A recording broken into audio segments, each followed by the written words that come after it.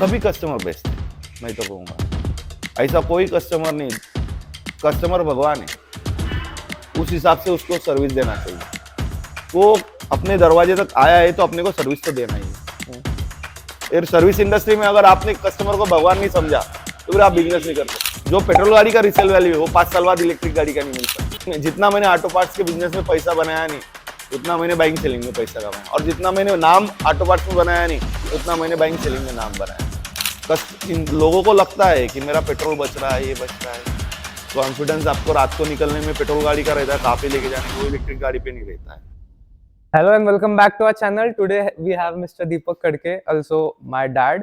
He is an mechanical engineer और वो two wheeler buying and selling और service centre servicing के field में है।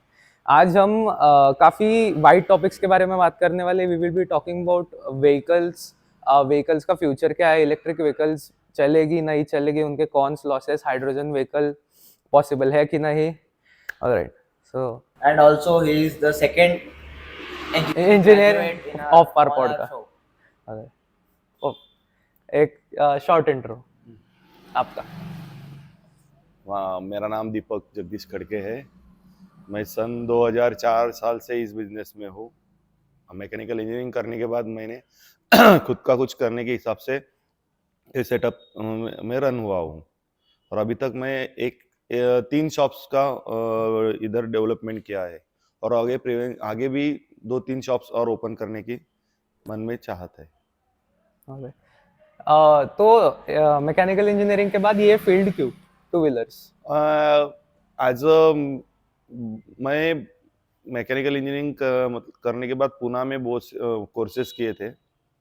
वहाँ पे जॉब लगने के बाद मैं घर पे आया था और मेरे पापा जी को बोला था मेरे को जॉब लगा, मैं जा रहा पुणे। पापा जी ने भी कहा था कि क्या जॉब करता है, उससे बेटर बिजनेस कर। और बचपन से हमारे घर में बहुत सी व्हीकल थी, मतलब 4 व्हीलर ज़्यादा थी, मतलब उस जमाने में 2-3 एम्बेसडर थी, 2-3 फिएट थी। तो मैं स्टैंडर्ड 8 से 4 व्हीलर चला रहा हूँ। उसमें उसका मेंटेनेंस करना, ये करना सब मैं देखता था, तो उसमें मेरे को बहुत इंटरेस्ट आता था। और बचपन से ही मेरी ऐसी खूबी थी, मेरी खुद की लूना थी, वो मैं खुद ओपन करके रिपेयर करता था सब। उसको कलर भी किया था मैंने खुद पे घर पे। ऐसा फिर टू व्हीलर में ज़्यादा इंटरेस्ट आने लगा। फिर उधर से पुणे से इधर आने के बाद बोला बिजनेस करना है, तो बोला ऑटो पार्ट्स का बिजनेस करता हूँ। क्यों? मेरे को ऑटोमोबाइल फील्ड में इंटरेस्ट था, और उसमें ही ज़्यादा करके फ्यूचर भी दिख रहा था उस टाइम में 2004 में। इसको आगे अच्छा ग्रोथ है। उस टाइम में बहुत सी व्हीकल कम थी, बाद में बहुत व्हीकल्स आई। तो मैं धीरे फिर एक शॉप में काम को लगा, 6-7-8 महीने काम किया। काम करने के बाद मैं लिटरली वहाँ पे सिर्फ स्पेयर पार्ट की जानकारी लेता था, बिल्स बनाना, ये करना, पूरा माल पैक करना, छोड़ना, डिलीवरी देना, ये सब देखता था। फिर 6 महीने बाद एक शॉप रेंट से लिया।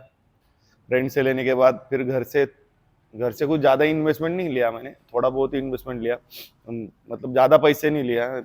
बूटस्ट्रैप है आपका बिजनेस, विदाउट एनी फंडिंग? बिना फंडिंग के स्टार्ट किया होगा। नहीं, 1.5 लाख रुपए लिया था। उसमें 50,000 रुपये डिपॉजिट, 50,000 रुपये का फर्नीचर और 50,000 रुपये का माल, ये 3 चीज़ें की थी। और फिर 5 अप्रैल 2004 को मैंने सेटअप चालू किया। पर इसमें मेरा प्लस पॉइंट ये था, मेरे बहुत से दोस्त का भी बहुत सपोर्ट था।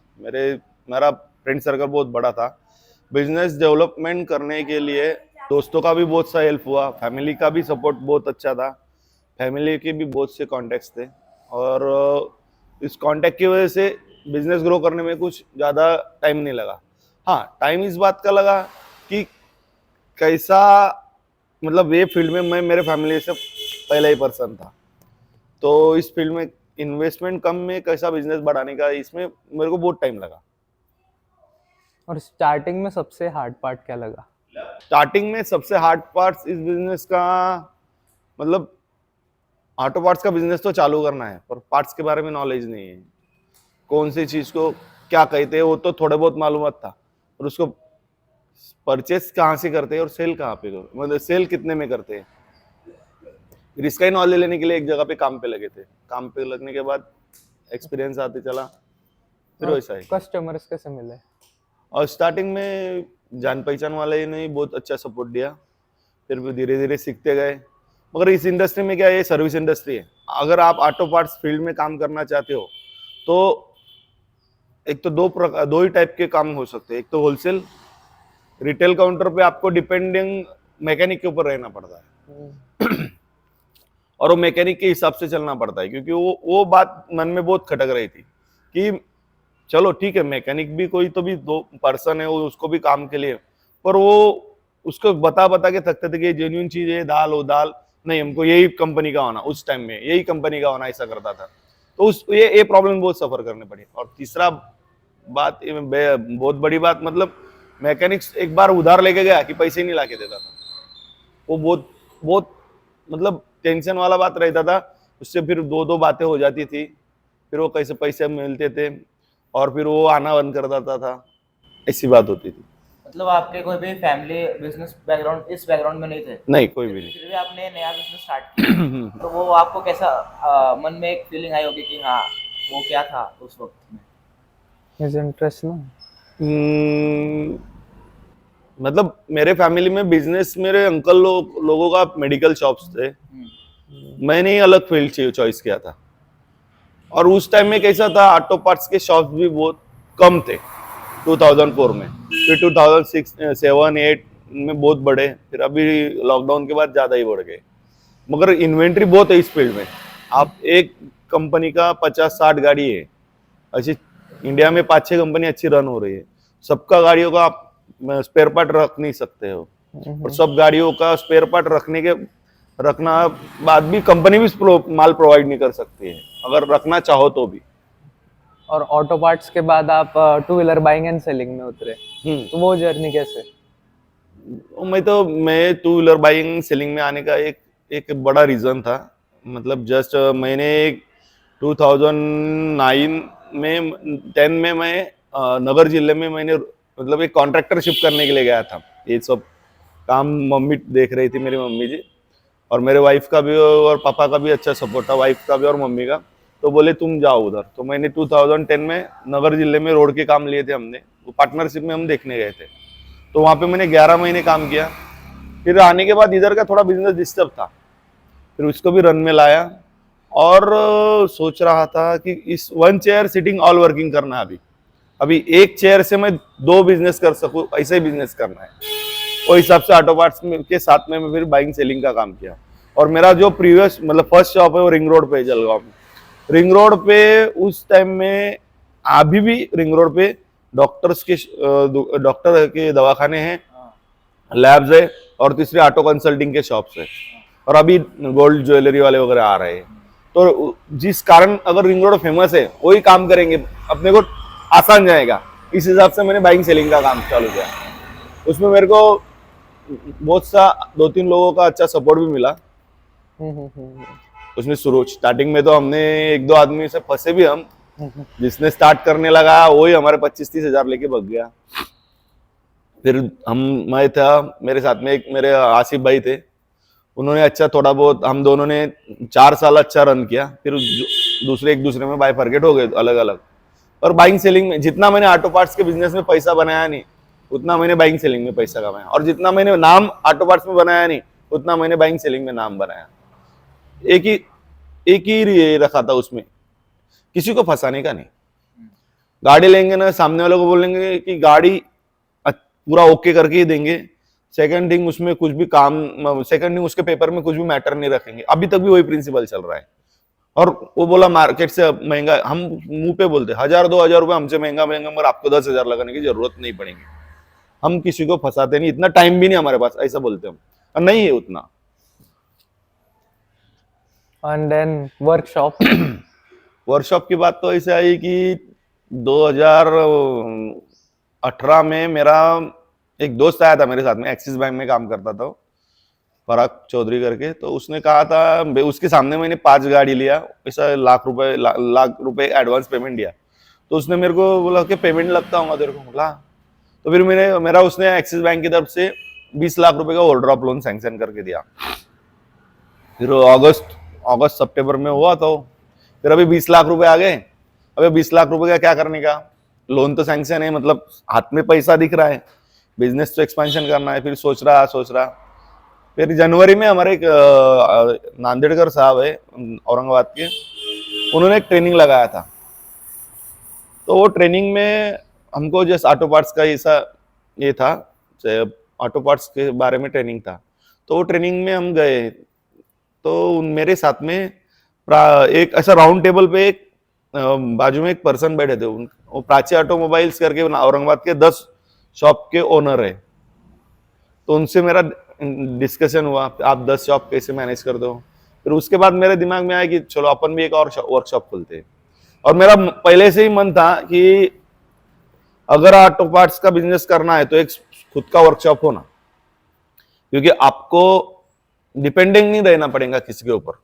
नहीं तो ऑटो पार्ट्स के बिजनेस में क्या होता है कि अब कब कस्टमर आया, वो बोलेंगे मेरी गाड़ी रिपेयर करनी है, अपन बोलते हाँ फलाना फलाना मैकेनिक के पास लेके आओ, और वो प्रॉपर सर्विस नहीं देता, क्योंकि उस टाइम में उसका लेबर ले लिया, ये लिया, उसका विषय क्लोज होता है। वो ऐसा प्रॉम कस्टमर जोड़ के रखने के हिसाब से कोई मैकेनिक नहीं देखते, क्योंकि उसका टारगेट दिन का रहता है, उसका टारगेट दिन का कैलकुलेशन का रहता है कि मेरे को दिन में इतना पैसा आने को होना, मजूरी आने को होना। मगर अगर आप वर्कशॉप लेके बैठते हो तो कस्टमर रिपीट होना ये टारगेट होता है। अगर कोई भी कस्टमर को सर्विस देना है तो आप अगर लेबर ले रहे हो, वर्कशॉप ओनर, तो क्या सोचता है कि ये मेरा कस्टमर वापस आने का होना, इस हिसाब से उसको सर्विस देनी चाहिए। और रोड बाहर का जो मैकेनिक रहता है वो क्या कहता है, मेरा दिन का टारगेट पूरा होना, हाँ हो गया साहब, इतना उतना हो गया, ऐसा करता है। इसलिए अब सबसे मेरे दिमाग में चल रहा था खुद का वर्कशॉप चालू करना है। फिर वो ट्रेनिंग में उनसे बात हुई, प्राची ऑटोमोबाइल के ओनर से, उन्होंने अच्छा बताया। फिर यहाँ पे घर पे आया और पापा को बोला, मैं पापा मेरे को ऐसा ऐसा बिजनेस करना और ये है। तो फिर इस एरिया के जितने किराना दुकान थे इस लाइन के, सब किराना दुकान वालों से जाके मिला। ये इधर भी किरण प्रोविजन है, सबको किरण प्रोविजन वालों ने अच्छी हेल्प की। तो उनको बोला कि मेरे को शॉप चालू करना है। तो फिर उन्होंने बोला 10,000 लोगों की यहाँ पे घर है, हर घर में 2 गाड़ी है, हर घर में 2 गाड़ी मतलब 20,000 गाड़ी हो गई। ठीक है, मैं बोला, फिर मैं घर पे आया और सोचा 10,000 लोगों के घर है, 20,000 गाड़ी है, 365 दिन में 300 दिन ही काम करते हैं, अपने को 300 भी गाड़ी आई स्टार्टिंग में, 365 दिन के 3,000 भी गाड़ी आई तो दिन की 10 गाड़ी होती है। मैं बोला ठीक है, चलता है। तो अभी तक मैंने 2019 से लेके अभी तक मैंने 10-12 हजार गाड़ियों के काम किए होंगे, मतलब 300 गाड़ी का एवरेज सालाना होता ही है सर्विसिंग रिपेयरिंग का।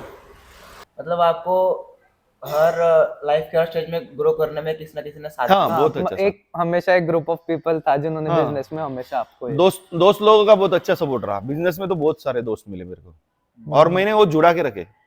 मैंने मेरे क्लास फर्स्ट से लेके तो अभी तक मेरे लास्ट ईयर डिग्री तक का दोस्त लोग से कांटेक्ट में हूँ अभी तक।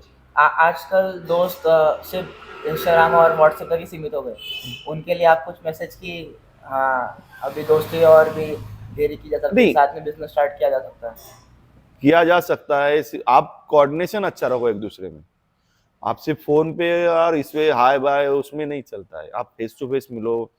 क्या रहता है, एक दूसरे से इंटरेक्शन करने के बाद जो मन का जो निकलता है वो फोन पे नहीं होता है।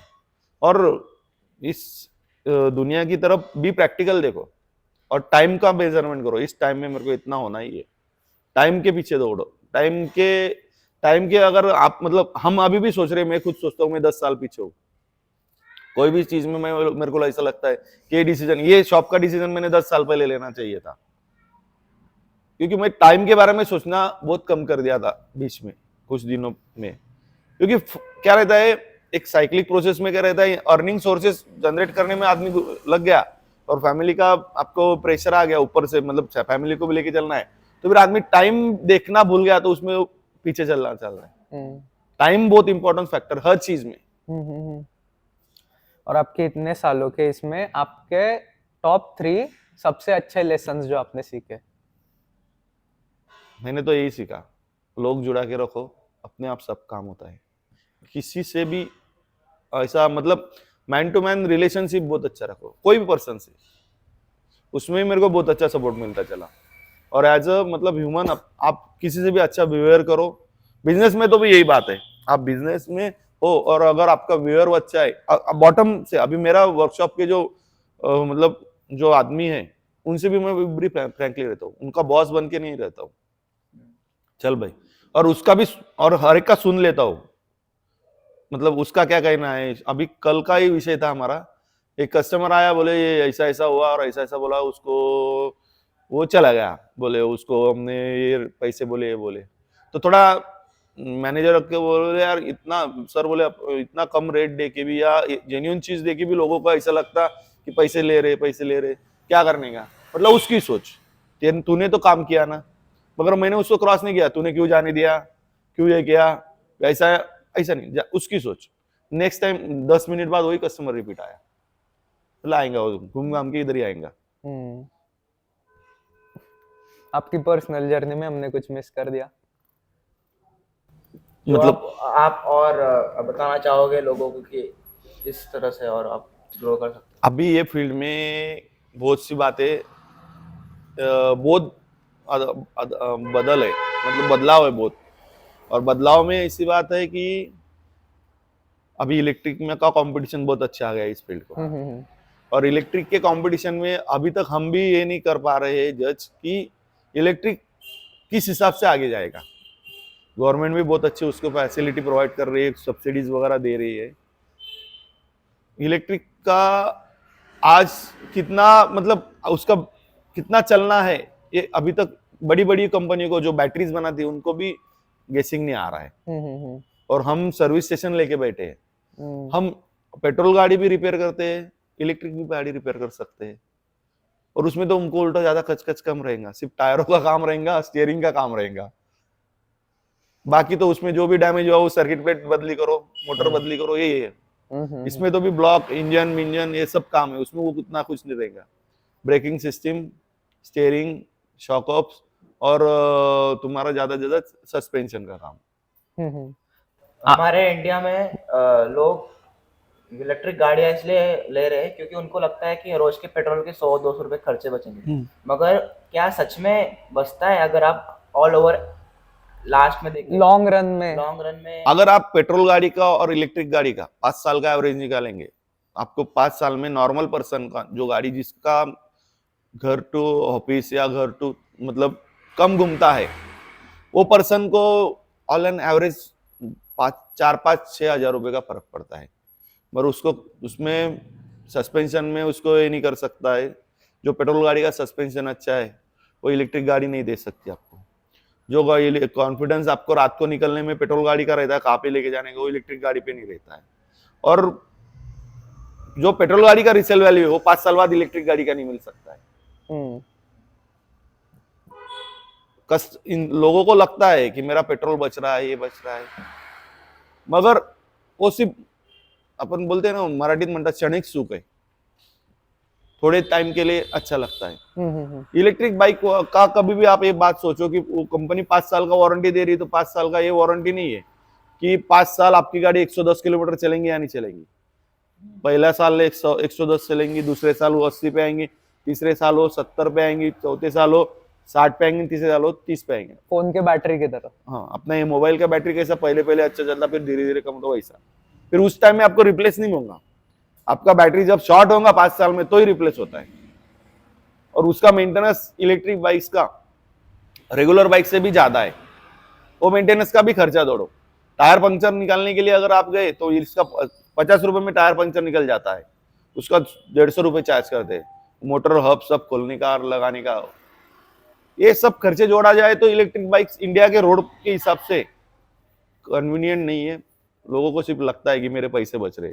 और रिसेंट टाइम्स में एक खबर फैली थी कि एक बड़ी कंपनी की स्कूटर का बैटरी ऑलमोस्ट 80,000 का था और वो स्कूटर ही 1,30,000 का था, तो 60-70% तो बैटरी का ही था। वो ट्रू सही है क्या? हाँ, नहीं, नॉर्मली वो सब गूगल पे दिया हुआ है कि भैया फलाना फलाना कंपनी की बैटरी इतनी महंगी है, ऐसा ऐसा है, इतना एवरेज की है, पर उसका 50% तो गाड़ी व्हीकल के कॉस्ट के 50% तो उसका बैटरी का कॉस्ट रहता ही है। सिर्फ एक दो कंपनी उसका थोड़ा प्लस माइनस रहता है। और उसमें भी क्या होगा है, ये सब मतलब चाइना से इंपोर्ट करके ला रहे इधर लाके मतलब असेंबलिंग कर रहे और बेच रहे। कोई भी बड़ा ब्रांडेड कंपनी ऐसा नहीं है, एक्साइड, एमरॉन, उन्होंने इलेक्ट्रिक बाइक्स की बैटरियां निकाली। अभी तक नहीं निकाली। फिर उसमें क्या, उन्होंने उनको भी तो फ्यूचर दिख रहा होगा।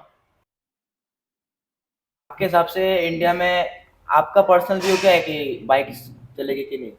इलेक्ट्रिक बाइक्स, इलेक्ट्रिक बाइक चलेगी। अरे जिसका रन बहुत ज्यादा है, जो मार्केटिंग का रोज जॉब करता है सिटी के अंदर जिसका 50-60 किलोमीटर घूमना है, या जिसको माल डिलीवरी देने के लिए गाड़ी लग रही है, उसको बेटर है, क्योंकि वो उस चीज का पैसा वसूल कर ले रहा है। मगर घर से ऑफिस, या मेरा दोस्त ले रहा है वो गाड़ी इसलिए मैं ले लूं, 2 3 किलोमीटर घूमती है, वो कुछ काम का नहीं है, क्योंकि बैटरी का लाइफ रिड्यूसिंग है ही। अब कोई भी गाड़ी जितना बैटरी चार्ज डिस्चार्ज होगा उतना प्रोसेस बढ़ता है, उतना ही होता है, और बैटरी का लाइफ रिड्यूस भी होता है, और बैटरी पड़े पड़े भी उसका बैटरी का लाइफ रिड्यूस होता है।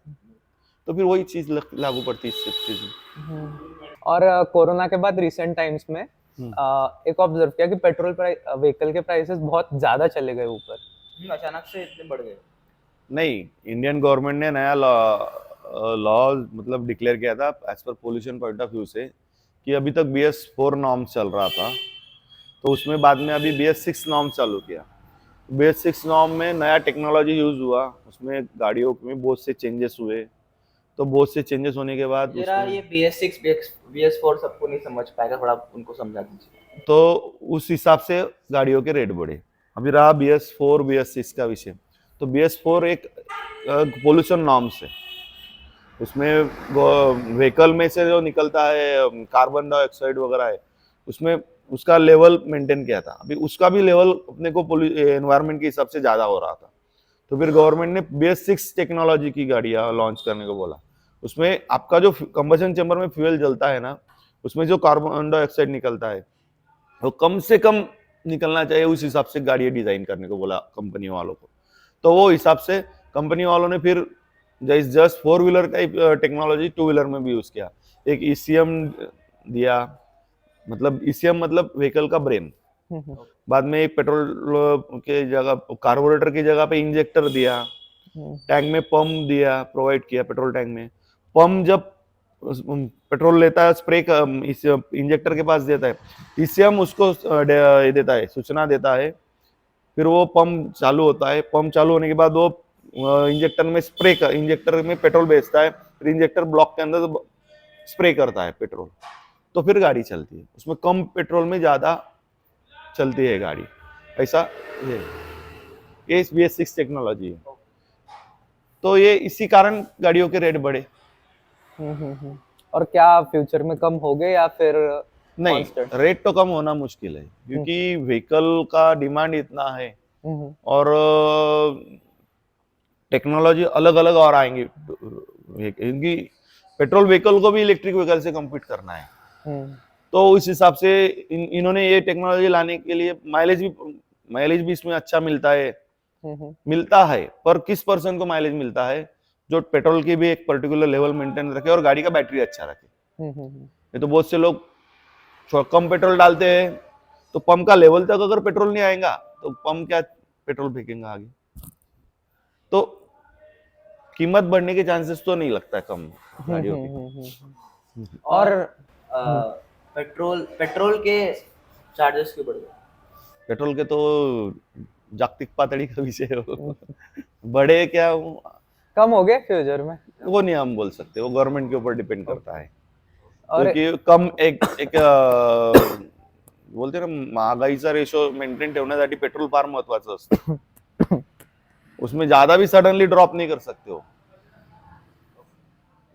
क्योंकि अगर पेट्रोल सडनली ड्रॉप कर दिया तो महंगाई का रेशो इधर होगा, फिर गवर्नमेंट को हैंडल, वो सब Economy डिपेंड crash गवर्नमेंट के हो ऊपर है। उनके बड़े बड़े एनालिस्ट बैठे हुए वहां पे करने के लिए। और इलेक्ट्रिक पेट्रोल और एक अभी नया आ रहा है हाइड्रोजन व्हीकल। अभी तक इंडिया में उस बारे में चर्चा है, पर कोई मैन्युफैक्चरर आगे बढ़ा नहीं है, और उसका इतना आसान भी नहीं लगता है कि आएगा, क्योंकि अभी नितिन गडकरी जी ने इथेनॉल व्हीकल्स का डिक्लेयर किया है, 4 व्हीलर का। वो इथेनॉल टेक्नोलॉजी चलेंगी, अभी इथेनॉल्स का आएगा, मगर वो 4 व्हीलर में, मतलब इथेनॉल पे चलने वाली, प्योर फॉर्म में इथेनॉल चलने वाली व्हीकल आएंगी। टोयोटा ने तो एक इनोवा निकाली भी वैसी, ऐसे कहते हैं। और आप इतने सालों से इस सर्विस इंडस्ट्री में हो, तो एक मेट्रो सिटी वाला कस्टमर, एक जलगांव वाला कस्टमर और एक किसी विलेज वाला कस्टमर, इन तीनों कस्टमर्स में सबसे ज्यादा फर्क क्या है? मेट्रो सिटी वाला टाइम बाउंड रहता है कस्टमर, उसको टाइम पे गाड़ी होना है और वो ज्यादा इतना सोचता नहीं। उसको जितना बोला सर मेरे को ऐसा ऐसा है, उसके प्रॉब्लम्स पहले सॉल्व, उसका पहले उसका सुनना पड़ता है कि वो उसको क्या प्रॉब्लम है और वो प्रॉब्लम किस वजह से आ रहे हैं, उसको बताया तो बोलता है ओके कर लो। जलगांव वाले कस्टमर को थोड़ा बहुत एक्सप्लेन करना पड़ता है और विलेज वाला कस्टमर पैसा खर्चा करने वाला नहीं रहता है क्योंकि उसके अर्निंग सोर्सेस कम रहते हैं, तो नहीं नहीं बोलता है मेरा अच्छे है अच्छे है। फिर जब गाड़ी पूरा खराब होता है, पूरा बंद पड़ता है, तभी बुलाता है। अवेयरनेस नहीं उसमें, जलगांव वाले में थोड़ा बहुत अवेयरनेस है और मेट्रो सिटी वाले को टाइम रहता, टाइम का ये रहता है, उसको टाइम पे गाड़ी चालू होना, टाइम उसका इंपॉर्टेंस रहता है, वो तुरंत बोलता है चलो करो। एक शॉप ओनर के पर्सपेक्टिव से सबसे बेस्ट कस्टमर कौन सा है उसके लिए?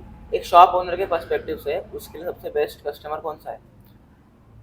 सभी कस्टमर बेस्ट है, मैं तो कहूँगा ऐसा कोई कस्टमर नहीं, कस्टमर भगवान है, उस हिसाब से उसको सर्विस देना चाहिए। वो अपने दरवाजे तक आया है तो अपने को सर्विस तो देना ही है। फिर सर्विस इंडस्ट्री में अगर आपने कस्टमर को भगवान नहीं समझा तो फिर आप बिजनेस नहीं कर सकते। वो आपको कितना भी डाउन ऐसा ये मेरे को नहीं चल रहा, वो नहीं चल रहा, तो उस हिसाब से ही रहना, उसके हिसाब से ही अपने को हैंडल करना है उसको। ऐसी क्या चीज है जो आपको आपके दूसरे कॉम्पिटिटर से अलग बनाती है? कॉम्पिटिटर से अलग हमारी सर्विस। हम शटर बंद होने के बाद भी लोगों को सर्विस देते हैं, तो बहुत बड़ी बात है। कल ही हमको एक कस्टमर ने रिप्लाई दिया, गाड़ी जहाँ पे बंद होती है वहाँ पे आपका आदमी पहुँच जाता है। ये सर्विस लोगों को अच्छी लगती है और almost all maximum genuine parts use करना और ऑनेस्टली काम करना, इसमें हम कॉम्पिटिटर को अच्छा कॉम्पीट कर सकते हैं। Wrap up? रैप अप करते हैं अभी। आपका कोई मैसेज कस्टमर्स या फिर इन जनरल किसी इस फील्ड में उतरने वाले पर्सन के लिए? इस फील्ड में उतरने वाले पर्सन को बोलूंगा ऑब्जर्व करो, सिटी का ये देखो, पहले सिटी का पीपल का रिएक्ट देखो, उस हिसाब से ही सिटी में ये करो। अभी ऑटो पार्ट्स का बूम चल रहा है तालुका प्लेस पे, वहां पे व्हीकल्स का नीड ज्यादा है, या फिर बड़ी सिटी में। नॉर्मल जलगांव सिटी में से ज्यादा तालुका में ज्यादा बूम चल रहा है। सिटी का ऑब्जर्वेशन करके बिजनेस में उतरो और नॉलेज लेके उतरो। कोई कह रहा है तेरे को 1 लाख रुपए का माल उधार दे देता हूँ, चालू कर डाल दुकान, और 1 लाख रुपए का माल भी बेचने को आपको एक साल लग सकता है, उसमें मजा नहीं कुछ। पूरा नॉलेज लेके उतरेंगे तो ही आगे अच्छा है। तो कैसा लगा आपको हमारे पॉडकास्ट में आके? बहुत बढ़िया लगा। स्पेसिफाइड आप तो मेरे मतलब मेरे बेटे के दोस्त लोग ही हो सब, उसमें भी बहुत अच्छा लगा कि आपने हमको भी इस चीज के लिए चुना। अभी एक लास्ट रैपिड फायर क्वेश्चन का राउंड होगा जिसमें आपको यस या नो में आंसर देना है। सिर्फ यस और नो? सिर्फ यस और नो में। Okay, first rapid fire round, क्या इलेक्ट्रिक व्हीकल्स पेट्रोल को बीट कर पाएगी? हाँ, यस कर पाएगी। कर पाएगी, ऑलराइट। क्या पेट्रोल की कॉस्टिंग नीचे जाएगी? नो। नो। क्या सेल्फ ड्राइविंग व्हीकल्स इंडिया में पॉसिबल है? नो। और क्या हाइड्रोजन व्हीकल्स इंडिया में पॉसिबल है? नो। नो, बोल नहीं सकते। ऑलराइट, ये था आज का podcast. I hope you enjoyed it.